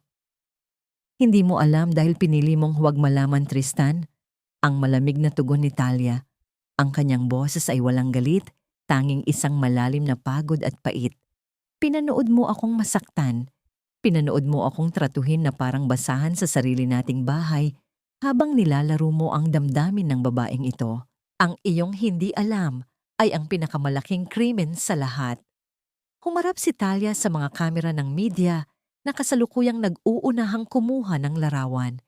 Inilabas niya ang isang maliit na sapatos ng sanggol mula sa kanyang bulsa, ang sapatos na dapat ay isusuot ng kanyang anak. Ang gintong ito ay nabahira ng dugo ng aking anak, ang deklarasyon ni Talia. At ngayon, ang ginturing ito ang magiging rihas na magkukulong sa inyo. Sa gitna ng kaguluhan, habang dinadala ng mga pulis si Doña Imelda at Tristan para sa interogasyon, napansin ni Talia ang isang bagay. Si Cynthia ay dahan-dahang umaatras patungo sa gilid ng entablado. May hawak na isang maliit na bote na tila isang kemikal at ang kanyang tingin ay nakatutok sa kaisa-isang taong pinakamahalaga kay Talia na kasalukuyang pumasok sa ballroom kasama si Yaya Luningning. Ang kanyang anak na si Mina. Napatigil ang tibok ng puso ni Talia. Ang katarungan ay narito na, ngunit ang panganib ay tila hindi pa tapos. Sa gitna ng liwanag at luhang dumadaloy, isang sigaw ang nananatiling nakabara sa lalamunan ni Talia. Kung hindi mapapasa akin ang lahat, walang makikinabang sa pamilyang ito. Sisirain ko ang tanging natitira sa iyo, Talia. Ang tili ni Cynthia ay tila isang matalim na kutsilyo na humiwa sa kaguluhan ng ballroom. Ang kanyang mga mata ay nanlilisik. Ang buhok na dati ay maayos na nakastyle ay ngayon ay sabog na. At ang kanyang kamay ay nanginginig habang nakatutok ang isang maliit na bote ng asido kay Mina. Ang bata, na walang kamuwang-muwang sa kasamaang nagaganap, ay nakatayo lamang sa tabi ni Yaya Luningning. Ang kanyang mga mata ay puno ng takot at kalituhan. Dahan-dahang tumigil ang mundo para kay Talia. Ang bawat ingay ng kamera, ang bawat bulong ng mga tao, at ang bawat hakbang ng mga pulis ay tila naglaho. Ang tanging nakikita niya ay ang kanyang anak, ang kaisa-isang hiningang natitira sa kanyang durog na buhay. Nararamdaman ni Talia ang isang matinding lamig na gumagapang sa kanyang mga ugat. Isang uri ng takot na mas masahol pa sa kamatayan. Cynthia, huwag! Bitawan mo ang bote na iyan. Ang sigaw ni Tristan. Akmang lalapit siya, ngunit mabilis na itinaas ni Cynthia ang bote. Handang ibuhos ang nakamamatay na likido sa mukha ng bata. Huwag kang lalapit, Tristan. Pinagpalit mo ako. Ginamit mo lang ako. Ang hysterical na sigaw ni Cynthia. At ikaw, Talia? Akala mo ba ay nanalo ka na? Titignan natin kung paano mo titingnan ang anak mo kapag wala na siyang mukha. Sa gitna ng tensyon, bago pa man makakilos si Cynthia, isang matanda at nanginginig na katawan ang humarang sa harap ni Mina. Si Yaya Luningning. Niyakap ng matanda ang bata, ginamit ang sariling likod bilang panangga. Ngunit bago pa man maibuhos ni Cynthia ang likido, isang mabilis na paghila ang ginawa ni Dante sa braso ng babae.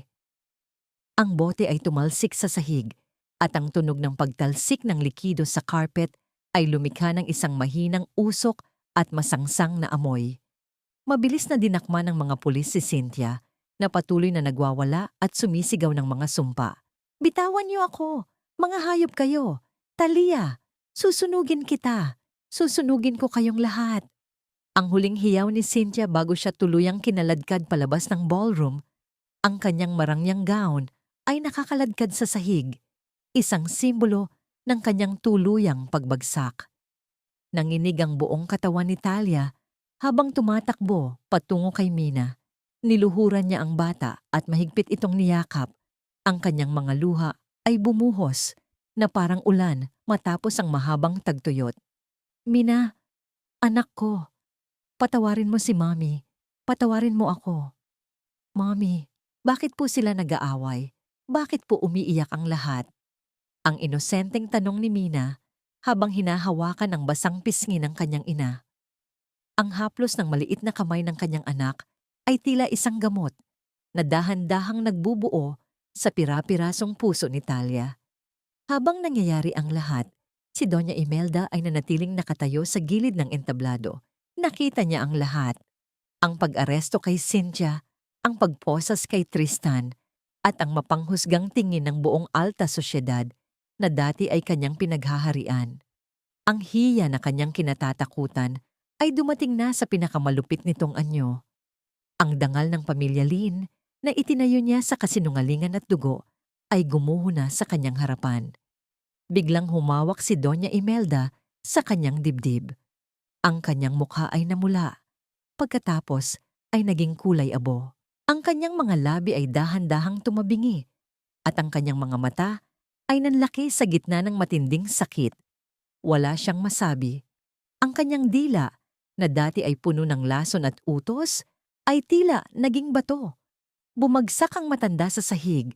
Ang kanyang marangyang alahas ay lumikha ng isang matunog na kalansing sa semento. Walang lumapit, walang yumakap.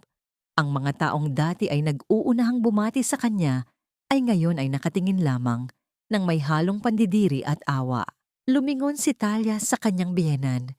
Nakita niya ang matanda na nakahandusay, hindi makagalaw. Tila isang rebultong itinapon sa basura. Ito ang karma na matagal na niyang hinintay. Ngunit ang tanging naramdaman ni Talia ay isang malalim na katahimikan. Dalhin niyo na sila, ang mahinang utos ni Talia sa mga pulis. Tumingin si Tristan kay Talia bago siya isakay sa sasakyan ng pulis. Talia, please, si Mina, huwag mo siyang itatago sa akin. Hindi tumingin si Talia. Ang tanging itatago ko sa kanya, Tristan, ay ang katotohanang nagkaroon siya ng isang amang walang paninindigan.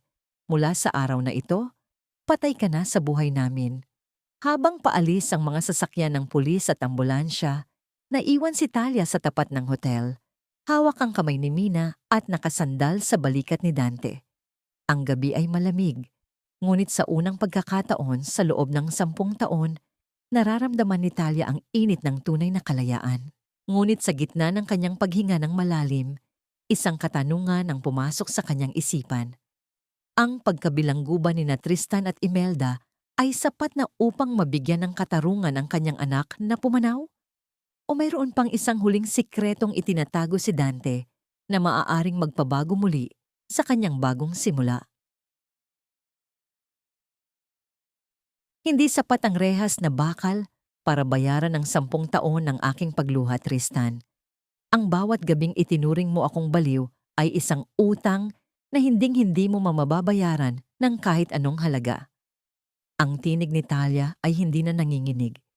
Nakatayo siya sa loob ng isang silid na puno ng mga dokumento at amoy ng lumang libro.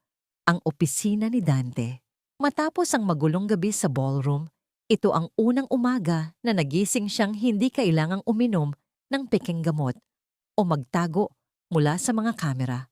Sa harap niya ay ang kanyang lumang toga at ang kanyang lisensya bilang abogado na matagal nang inalikabok, ngunit ngayon ay muling nagniningning sa ilalim ng sikat ng araw. Dahan-dahan niyang hinaplos ang tela ng kanyang professional suit. Ang bawat hibla nito ay nagpapaalala sa kanya ng babaeng binuo niya bago siya naging isang bilanggo ng pamilya Lin.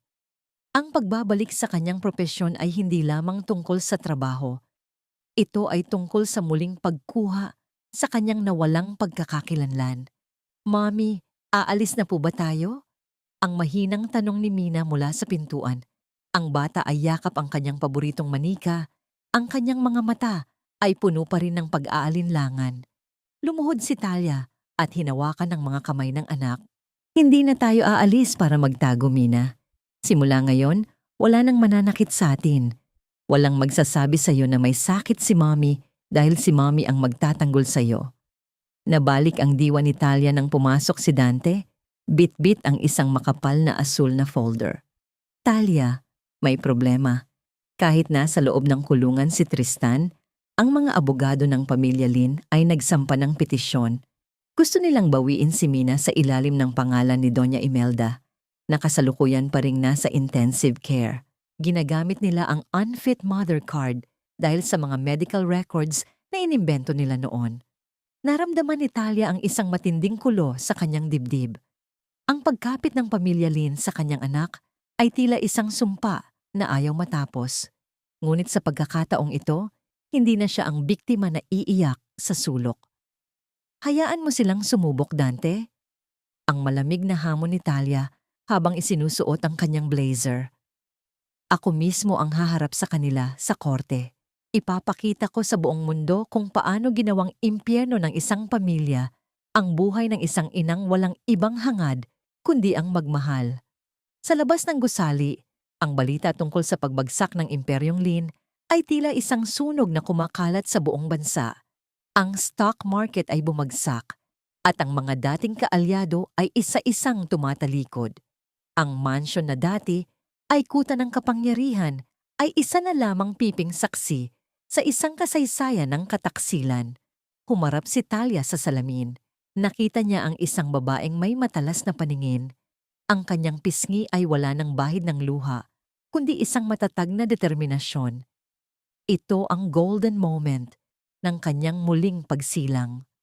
Ang pag-aabogado na dati ay ginamit niya para sa iba. Ngayon ay gagamitin niya para sa kanyang kaisa-isang buhay. Handa na ang korte, Talia, ang sabi ni Dante. Ngunit ang kanyang tono ay may halong pag-aalinlangan. Pero bago tayo tumuloy, may kailangan kang malaman tungkol sa report ng bumbero 10 taon na ang nakalilipas. May isang pangalan doon na hindi ko pa nababanggit sa'yo. Napatigil si Talia sa pag-aayos ng kanyang buhok. Ang kanyang hininga ay tila nabitin sa hangin. Anong ibig mong sabihin? Sino pa ang kasangkot bukod kay Imelda?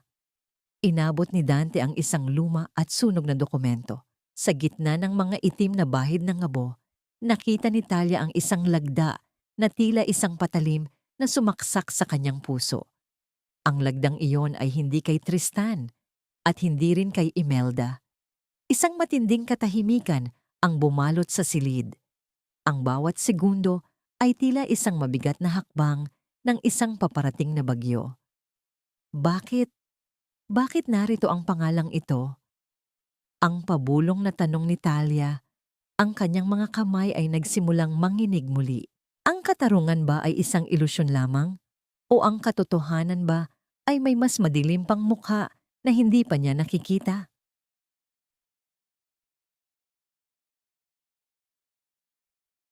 Ang hustisya ay hindi lamang tungkol sa pagpaparusa sa may sala, kundi sa pagbawi sa bawat piraso ng iyong kaluluwang ninakaw nila sa loob ng maraming taon. Ang boses ni Talia ay tila isang malalim na batingaw na umaling-awngaw sa loob ng malamig na courtroom. Nakasuot siya ng kanyang itim na professional suit. Ang kanyang tindig ay tuwid at walang bahid ng takot.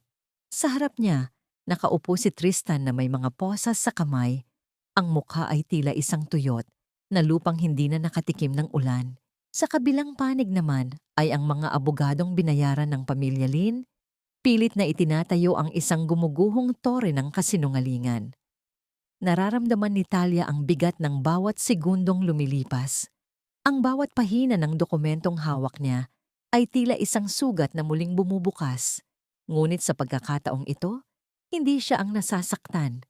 Siya ang humahawak ng panitikan upang itama ang kasaysayan.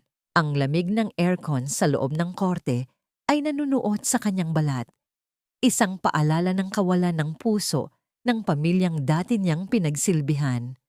Your Honor, simula ni Talia, ang kanyang boses ay matatag at puno ng awtoridad. Ang akusasyon nila na ako ay isang unfit mother ay nakabase sa mga medical records na inimbento sa loob ng mansyon ng mga Lin. Ang bawat gamot na pinwersa nila sa akin ay hindi para sa aking katinuan, kundi para sa aking katahimikan. Narito ang testimonya ni Yaya Luningning at ang mga lihim na video na nagpapatunay na ako ay biktima ng sistematikong pang-aabuso at gaslighting. Nakita ni Talia ang pagbaling ng tingin ng hukom sa mga ebidensya. Isang matinding katahimikan ang bumalot sa silid. Tila ba ang hangin ay tumigil sa pagdaloy upang makinig sa kanyang bawat salita. Talia, please. Ang pabulong na pagsusumamo ni Tristan mula sa kanyang upuan. Ang kanyang boses ay puno ng pait, ngunit para kay Talia, ito ay tila isang ingay na wala ng kabuluhan. Hindi ako nagsasalita rito para sa aking sarili lamang. Patuloy ni Talia, ang kanyang mga mata ay nagniningning sa ilalim ng ilaw ng korte. Nagsasalita ako para sa anak kong namatay dahil sa kapabayaan at kasamaan ng pamilyang ito. Nagsasalita ako para sa aking mga magulang na kinuha ang buhay dahil sa kasakiman. Ang katarungang hinihingi ko ay hindi para sa paghihiganti, kundi para sa kaligtasan ng kaisa-isa kong natitirang anak, si Mina. Tumayo ang abogado ng mga Lin. Pilit na binabasag ang momentum ni Talia. Your Honor, ang lahat ng ito ay emosyonal na manipulasyon lamang mula sa isang babaeng naghahanap ng atensyon. Emosyonal na manipulasyon? Putol ni Talia. Ang kanyang boses ay tila isang talim na humiwa sa hangin. Ang manipulasyon ay ang pagsunog sa bahay ng isang pamilya upang makuha ang kanilang lupa. At narito ang huling piraso ng katotohanan. Inilabas ni Talia ang dokumentong ibinigay ni Dante. Ang misteryosong pangalan sa ulat ng bumbero, 10 taon na ang nakalilipas. Dahan-dahan niyang binasa ang pangalan sa harap ng lahat. Ang taong nagbigay ng maling ulat, ang taong tumanggap ng suhol mula kay Doña Imelda upang itaboy ang kaso ng sunog ay ang kasalukuyang Chief of Police na narito rin sa loob ng silid na ito. Isang malakas na bulungan ang sumabog sa loob ng korte. Ang bawat tao ay lumingon sa opisyal na kasalukuyang namumutla at nagtatangkang lumabas, ngunit agad na hinarang ng mga awtoridad ni Dante. Ang bawat piraso ng puzzle ay tuluyan ng nabuo. Ang katarungan ay hindi na lamang isang bulong sa dilim. Ito ay isa ng malakas na sigaw na hindi na mapipigilan. Nang marinig ang tunog ng paglapat ng gavel ng hukom, naramdaman ni Talia ang isang matinding panghihina ng kanyang mga tuhod. Ngunit bago siya tuluyang bumagsak, naramdaman niya ang isang mainit na kamay sa kanyang balikat. Si Dante. "Panalo tayo, Talia," bulong ni Dante. Tumingin si Talia sa labas ng bintana ng korte. Nakita niya ang sikat ng araw na tumatama sa mga puno. Ang liwanag na tila bumabalot sa buong mundo pagkatapos ng isang napakahabang gabi.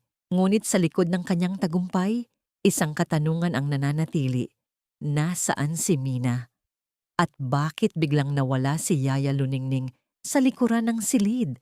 Bago pa matapos ang pagbabasa ng hatol, ang kanyang puso ay muling kinabahan. Ang tagumpay sa korte ay isang bagay, ngunit ang seguridad ng kanyang anak ay ang tanging buhay na mahalaga sa kanya.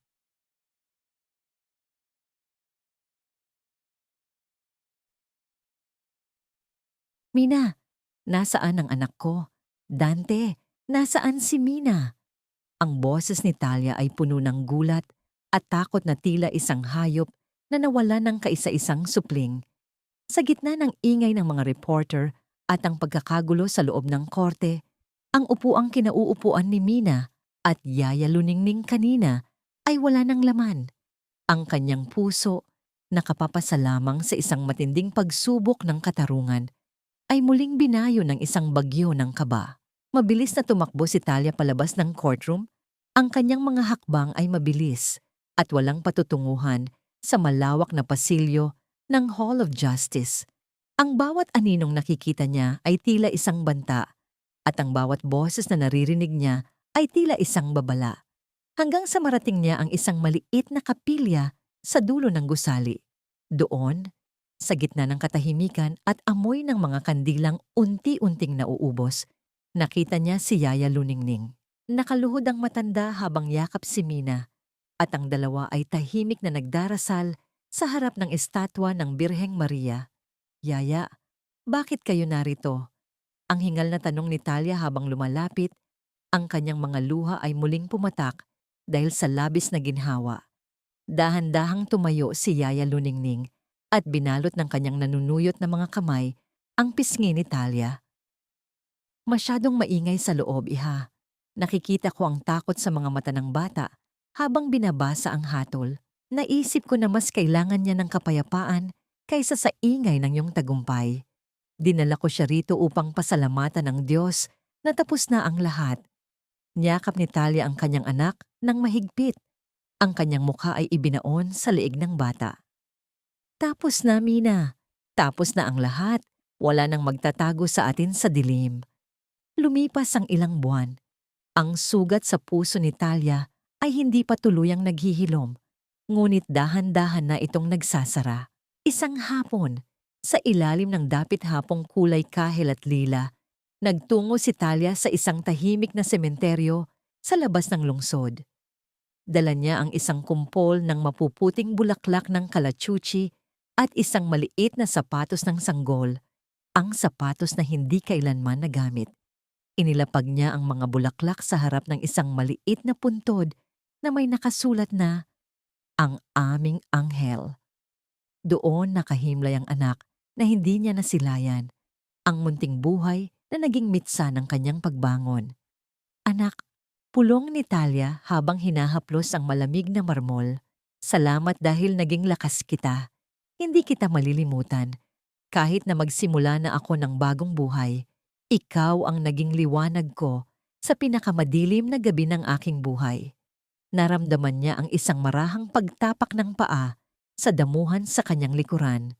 Nang lumingon siya, nakita niya si Dante. Hindi ito lumapit ng husto. Tila binibigyan siya ng sapat na espasyo para sa kanyang pighati. Sa kamay ni Dante ay may hawak siyang isang maliit na buke ng jasmine, ang paboritong bulaklak ni Talia noong sila ay mga estudyante pa lamang. Talia, ang mahinang tawag ni Dante. Handa na ang opisina mo. Ang pangalan sa labas, Talia Reyes, Law Office. Wala na ang apelyidong Lin. Nagsimula na ang iyong bagong kabanata. Isang tipid na ngiti ang gumuhit sa mga labi ni Talia. Ang katarungan ay nakuha na niya. Ang kanyang anak ay nasa kanyang piling. At ngayon, ang kanyang propesyon ay muli niyang hawak upang protektahan ang mga kababaihang gaya niya ay dumaan sa impyerno. Bago sila umalis, muling lumingon si Talia sa puntod. Ang hangin ay humihihip ng marahan, tila isang haplos ng pamamaalam. Sa loob-loob niya, naramdaman niya ang isang uri ng kapayapaan na 10 taon niyang hindi naramdaman. Ngunit habang naglalakad sila palabas ng sementeryo, napansin ni Talia ang isang itim na sasakyan na nakaparada sa malayo. Isang pamilyar na anino ang nakaupo sa loob, tila nagmamasid. Hindi ito si Tristan dahil alam niyang nasa loob ito ng rehas. Sino ang taong ito na tila hindi pa tapos sa panunood sa kanyang bawat galaw? Dante, may napapansin ka ba? Ang tanong ni Talia. Ang kanyang boses ay muling nabalutan ng pag-iingat. Ang katarungan ba ay meron pa ring anino? O mayroon pang isang huling pagsubok na kailangang lampasan bago ang tuluyang paghilom?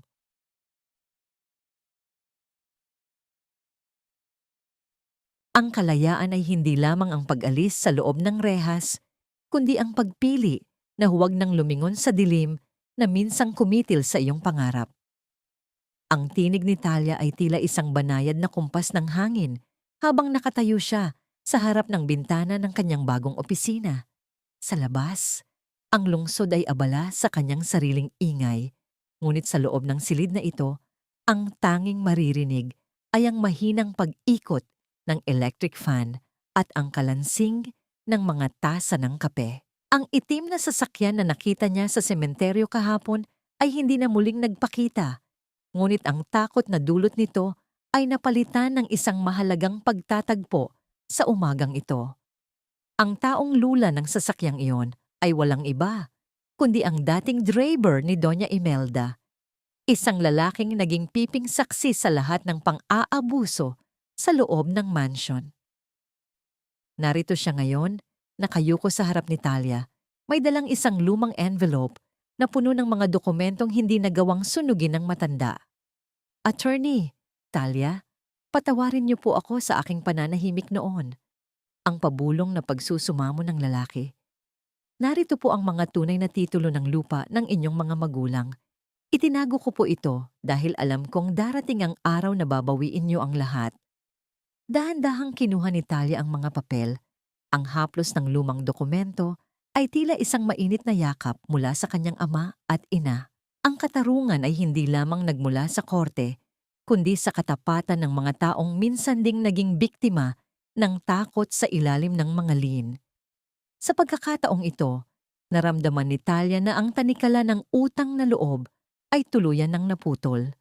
Matapos ang ilang linggo ng pag-aayos sa mga legal na usapin, nagpasya si Talia na dalhin si Mina sa dalampasigan ng Batangas, isang lugar kung saan ang langit at dagat ay tila nagtatagpo sa isang walang hanggang pangako ng kapayapaan. Kasama nila si Dante at si Yaya Luningning na ngayon ay itinuturing na niyang tunay na kapamilya. Ang tunog ng mga alon na humahampas sa pampang ay tila isang awit ng paglilinis. Pinapanood ni Talia si Mina na masayang tumatakbo sa buhanginan. Ang kanyang mga tawa ay tila mga kampanang nagpapalayas sa mga anino ng nakaraan. Ang bata ay dahan-dahang gumuguhit sa basang buhangin. Isang malaking puso na may nakasulat na pangalan ni Talia. Momsy, look, the waves are washing away the sad drawings. Ang sigaw ni Mina habang nakaturo sa tubig na dahan-dahang binubura ang kanyang mga naunang guhit. Napangiti si Talia. Nilapitan siya ni Dante, dala ang 2 baso ng sariwang buko juice. Ang bawat hakbang ni Dante sa buhangin ay tila isang paalala na mayroon pang mga lalaking marunong rumespeto at maghintay. Ano ang iniisip mo? Ang tanong ni Dante habang nakatingin sa malayo, kung saan ang araw ay dahan-dahang lumulubog, nagbibigay ng kulay ginto sa karagatan. Iniisip ko na ang dagat ay parang buhay natin. Mahinang tugon ni Talia. Kahit gaano kalakas ang bagyo, palaging babalik ang dagat sa kanyang katahimikan. At ang buhangin, gaano man ito kadungisan ng mga bakas ng paa, lilinisin din ito ng alon. Tumingin si Dante sa kanya ng may malalim na paghanga. Wala na ang pamilya Lynn, Talia. Ang balita kaninang umaga. Pumanaw na si Doña Imelda sa ospital. At si Tristan, tinanggihan ng kanyang huling petisyon para sa piyansa. Sila ay bahagi na lamang ng isang madilim na kasaysayan. Naramdaman ni Talia ang isang huling pintig ng pait sa kanyang puso. Ngunit mabilis din itong naglaho. Wala na siyang galit. Ang galit ay isang pabigat na hindi na niya kayang dalhin sa kanyang bagong simula. Ang patawad ay hindi niya ibibigay para sa kanila, kundi para sa sarili niyang katahimikan. Sana ay mahanap nila ang kanilang kapayapaan sa gitna ng kanilang pagsisisi. Ang huling hiling ni Talia sa hangin. Umupo sila sa buhanginan habang pinapanood ang paglubog ng araw. Ang bawat segundong lumilipas ay tila isang pahina na isinasara sa isang aklat ng dusa. Sa unang pagkakataon matapos ang 10 taon, naramdaman ni Talia na ang kanyang hininga ay malaya. Walang gamot, walang rehas, walang kasinungalingan. Hinawakan ni Dante ang kamay ni Talia. Hindi ito marahas, hindi ito mapang-angkin. Ito ay isang simpleng pagpapatibay na sa bawat hakbang na gagawin ni Talia mula ngayon, ay mayroon ng taong handang sumabay sa kanya. Mina, halika na rito, anak! Ang tawag ni Talia sa kanyang anak. Tumakbo ang bata patungo sa kanila at sumisid sa gitna ng kanilang yakap. Sa ilalim ng nagbabagong kulay ng langit, ang tatlo ay tila naging isang imahe ng pag-asa. Ngunit habang nakatingin si Talia sa abot tanaw, isang huling anino ng pag-aalinlangan ang dumaan sa kanyang isip. Nailibing na ba talaga ang lahat ng lihim? O mayroon pang isang huling katotohanang nakatago sa ilalim ng mga titulo ng lupa na ibinigay ng driver? Ang kabanata ba ng kanyang paghihiganti ay tuluyan ng tapos? O ito pa lamang ang simula ng isang mas malalim na pagtuklas sa kanyang pagkatao?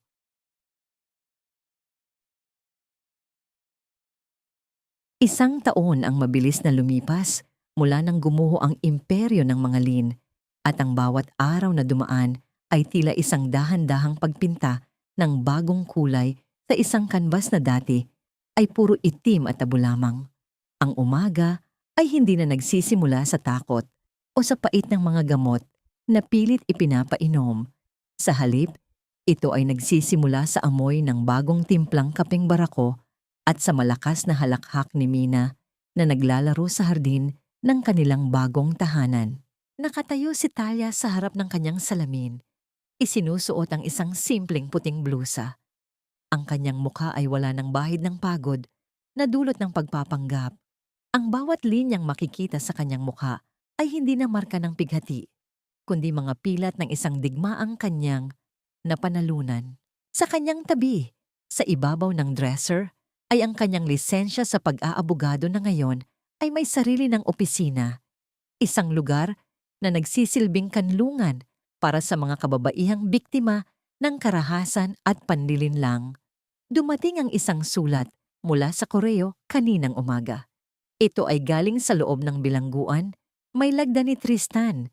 Hindi ito binuksan ni Talia. Sa halip, dahan-dahan niyang inilagay ang selyadong sobre sa loob ng isang kahon na puno ng mga alaala ng nakaraan bago ito tuluyang itinago sa pinakailalim ng kanyang kabinet. Hindi na kailangan ng mga salita ng pagsisisi para sa isang pusong nakahanap na ng sarili nitong katarungan. Ang pagpapatawad para kay Talia ay hindi nangangahulugang pagbabalik sa dati. Ito ay ang pagbitaw sa bigat ng galit upang makahinga ng maluwag. Sa loob ng 1 taon, natututunan ni Talia na ang tunay na utang na loob ay hindi ibinibigay sa mga taong umabuso sa iyo, kundi sa sarili mo.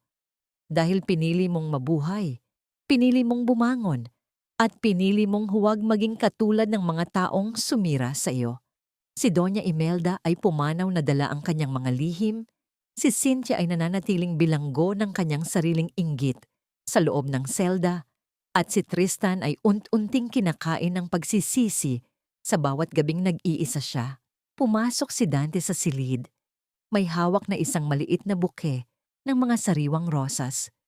Walang marangyang seremonya, walang mabulaklak na salita. Isang banayad na haplos lamang sa balikat at isang tingin na puno ng respeto ang sapat na para kay Talia. Ang kanilang pag-ibig ay hindi parang isang teleserye na puno ng sigawan. Ito ay parang isang mahinahong daloy ng ilog, tahimik, malalim, at patuloy na umaagos patungo sa dagat. "Handa ka na ba, Attorney Reyes?" Ang nakangiting tanong ni Dante. "Handang-handa na," ang tugon ni Talia habang kinukuha ang kanyang bag. "May isang inang naghihintay sa akin sa opisina. Kailangan niya ng tulong upang mabawi ang kanyang dangal, at alam ko ang pakiramdam ng mawalan nito." Habang lumalabas sila ng bahay, lumingon si Talia sa kanyang anak na si Mina. Ang bata ay tumakbo patungo sa kanya at binigyan siya ng isang mahigpit na yakap. Sa sandaling iyon, naramdaman ni Talia ang huling piraso ng kanyang paghilom. Ang katarungan ay hindi lamang ang pagpapakulong sa may sala, kundi ang makitang lumalaking malaya at masaya ang iyong anak, malayo sa lason ng kasakiman. Ang ginto ng pamilya Lin ay tuluyan ng naglaho, ngunit ang tunay na kayamanan ni Talia ay ang kanyang dangal na hindi kailanman mabibili o mananakaw ng sinuman. Ang bawat hakbang niya patungo sa kanyang sasakyan ay tila isang martsa ng tagumpay. Isang tagumpay na itinayo sa ibabaw ng katotohanan, pag-ibig, at ang walang hanggang lakas ng isang babaeng tumangging maging biktima habang buhay. Ang kwento ng kanyang pighati ay natapos na, at sa bawat paghinga ng malalim ni Talia sa ilalim ng asol na langit, nagsisimula ang isang bagong kabanata kung saan siya na ang sumusulat ng sarili niyang wakas. Isang wakas na puno ng liwanag, kapayapaan, at tunay na kalayaan. At sa huling sandali, ang bawat bakas ng sakit sa buhangin ay tuluyan ng nilinis ng alon. Nag-iiwan ng isang bagong dalampasigan para sa isang malayang simula. Mga minamahal kong tagapakinig, narito na tayo sa dulo ng ating paglalakbay. Mula sa kaibuturan ng aking puso, nais kong magpasalamat sa inyong pagtitiyaga at pakikinig mula sa unang kabanata hanggang sa tagumpay ni Talia. Hindi naging madali ang tahakin ang landas na ito. May mga gabing nanginginig ang aking mga kamay habang isinusulat ang bawat salita, lalo na sa mga sandaling gumuho ang mundo ni Talia nang mawala ang kanyang anak. Pakiramdam ko ay kasama niyo akong lumuha sa dilim, nakikiramay sa bawat hapdi na kanyang naramdaman. Ang kwentong ito ay hango sa mga anino ng katotohanan, sa mga kwento ng mga babaeng kilala ko na dumaan sa apoy ngunit piniling huwag maging abo. Nais kong ipaalala sa inyo na tulad ng isang maliit na binhi na ibinaon sa ilalim ng lupa, ang bawat paghihirap ay simula lamang ng ating pag-usbong patungo sa liwanag. Ang pag-asa ay parang sikat ng araw sa madaling araw. Maaaring matagal ang gabi, ngunit hinding-hindi nito mapipigilan ang pagdating ng umaga. Sa bawat pagsubok na ating hinaharap, naway maging aral ang buhay ni Talia na ang tunay na kapangyarihan ay hindi nanggagaling sa paghihiganti, kundi sa pagbawi sa ating sariling dangal. Ngunit bago tayo tuluyang magpaalam, may isang katanungan akong nais iwanan sa inyong mga puso.